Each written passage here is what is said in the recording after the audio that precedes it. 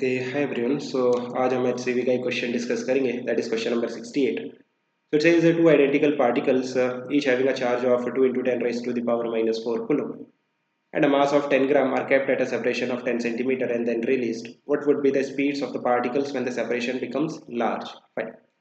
So what is given, हमारे पास two particles हैं and identical particles है, इट मीन्स दोनों का मास सेम है एंड दोनों पे जो चार्ज है वो भी सेम है, राइट. जो मास दे रखा है वो दे रखा है 10 ग्राम और यू कैन से 0.01 किलोग्राम एंड जो चार्ज है दोनों पार्टिकल पे that is 2 into 10 raise to the power minus 4 coulomb. Initially इनके बीच में जो सेपरेशन है डी, उसकी वैल्यू आपको दे रखी है 10 सेंटीमीटर और यू कैन से 0.1 मीटर एंड दोनों पार्टिकल्स को हम रेस्ट से रिलीज कर देते हैं. सो व्हाट विल हैपन, जैसे ही आप दो पार्टिकल्स को रिलीज करोगे ये जो दो पार्टिकल्स है एक दूसरे को रिपेल करेंगे by electrostatic force of repulsion, right. जो इलेक्ट्रोस्टैटिक फोर्स ऑफ रिपल्शन है वो लगेगा दोनों पार्टिकल्स पे एंड ये जो दो पार्टिकल्स है एक दूसरे से अवे मूव करेंगे. सो अगर मैं ये जो दो पार्टिकल है इसको मैं अपना सिस्टम ले लेता हूँ, बेसिकली टू पार्टिकल सिस्टम. सो इस सिस्टम में आप देखो, इस सिस्टम में क्या कोई एक्सटर्नल फोर्स लगेगा? कोई एक्सटर्नल फोर्स नहीं है. ये जो इलेक्ट्रोस्टैटिक फोर्स लग रहा है दोनों पार्टिकल पे वो इस सिस्टम का इंटरनल फोर्स है. One part of the system applying force on the other part of the system, like जो सिस्टम के पार्टिकल्स हैं उनके बीच में आपस में जो फोर्स लगता है वो इंटरनल फोर्स होता है. सो कोई भी एक्सटर्नल फोर्स नहीं है इस सिस्टम पे. So net external force on the system is zero. So we can say जो मोमेंटम होगा सिस्टम का वो कंजर्व्ड होगा और you can say P initial is equal to P final. जो मोमेंटम है इस सिस्टम का वो कंजर्व है.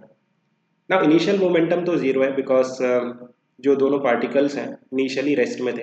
It means initial momentum of the system is zero. It means P final भी कितना होगा? जीरो. इट मीन्स इस सिस्टम का जो मोमेंटम है हमेशा जीरो ही रहेगा. नाउ जब ये जो इलेक्ट्रोस्टैटिक फोर्स लग रहा है उसके कारण ये जो पार्टिकल्स है कुछ समय के बाद इनके बीच का जो सेपरेशन है काफ़ी लार्ज हो जाएगा. काफ़ी लार्ज हो जाएगा it means we ideally we will take infinity. Large separation को इस केस में हम इनफाइनाइट लेंगे. सो उस केस में ये जो दो पार्टिकल्स हैं इनके पास कुछ वेलोसिटीज़ भी आ जाएगी. जो ये वाला पार्टिकल है इसकी फॉरवर्ड स्पीड हो गई v1 एंड ये वाला जो पार्टिकल है इसकी बैकवर्ड स्पीड हो गई लेट्स से v2. नाउ आप देखो कि जो मोमेंटम है इस सिस्टम का वो तो हमेशा जीरो ही रहेगा. सो m, देखो जो मोमेंटम है सिस्टम का m इंटू v1 एंड इस वाले पार्टिकल का m into v2 but negative direction, right. Like ये वाला जो पार्टिकल है इसकी वेलोसिटी नेगेटिव है, so that's why minus of m into v2 that is zero. So यहाँ से आप कह सकते हो कि v1 is equal to v2 आएगा, राइट. और सिमेट्री से भी आप डायरेक्टली कह सकते थे बट ये बेटर कॉन्सेप्ट है. अगर आपके पास मान लो आइडेंटिकल पार्टिकल्स नहीं है देन आपको मोमेंटम कंजर्व करके v1 और v2 में रिलेशन आ जाएगा. सो v1 is equal to v2, ये हो गई एक इक्वेशन. अब सेकंड इक्वेशन कहाँ से लाएंगे हम? अब देखो कि अगेन इस सिस्टम पे वापस जाते हैं. क्या इस सिस्टम पे कोई नॉन कंजर्वेटिव फोर्स लग रहा है? अगेन एक ही फोर्स लग रहा है, इलेक्ट्रोस्टैटिक फोर्स, राइट. एंड जो इलेक्ट्रोस्टैटिक फोर्स है वो तो कंजर्वेटिव फोर्स है. सो अगर ये कंजर्वेटिव फोर्स ही वर्क कर रहे हैं आपके सिस्टम पे देन आपके सिस्टम की जो मैकेनिकल एनर्जी है वो तो कंजर्व रहेगी. सो यू कैन से कि कंजर्वेशन ऑफ मैकेनिकल एनर्जी भी हम यूज़ कर सकते हैं, राइट. आपका इनिशियली इस तरह से केस था. ये जो दो पार्टिकल्स हैं दोनों पे चार्ज Q था एंड इनके बीच में जो सेपरेशन था वो था D एंड फाइनली जो दो पार्टिकल्स हैं वो सेम स्पीड v और v से अपोजिट डायरेक्शन में मूव कर रहे हैं एंड इनके बीच का जो सेपरेशन है वो है इनफाइनाइट. सो v की वैल्यू हमें निकालनी है. So we can say conservation of mechanical energy u initial plus k initial is equal to u final plus k final. Now conservation of mechanical energy किसकी? System की ना, because system पे कोई भी नॉन कंजर्वेटिव फोर्स एक्ट नहीं कर रहा है.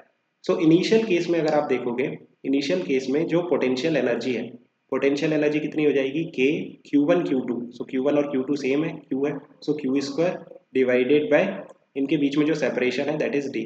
तो ये हो जाएगा d plus initial kinetic energy. ये जो दो पार्टिकल्स हैं ये दोनों रेस्ट में है, तो initial kinetic energy of the system is zero is equal to.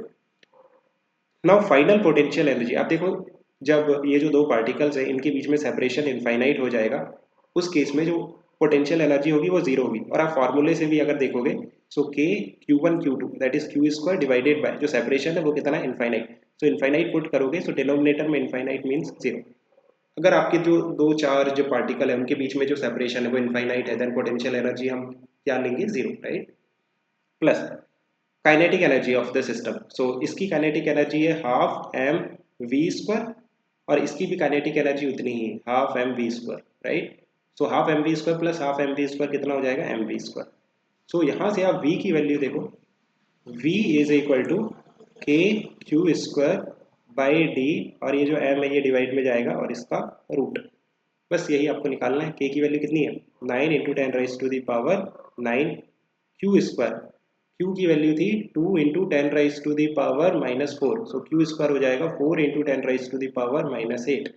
d की वैल्यू कितनी है 0.1 इंटू m की वैल्यू है 0.01 किलोग्राम और इसका रूट। सो आप देखो कि ये 10 राइज टू दी पावर -8 ये हो जाएगा 10 और ये ऊपर जाके हो जाएगा 100, ये ऊपर जाके 10,000 और ये हो जाएगा रूट के बाहर 3 और ये रूट के बाहर कितना हो जाएगा 2 और ये रूट के बाहर कितना हो जाएगा 100, सो 600 मीटर पर second. So I hope you have understood, keep working hard, best of luck, bye.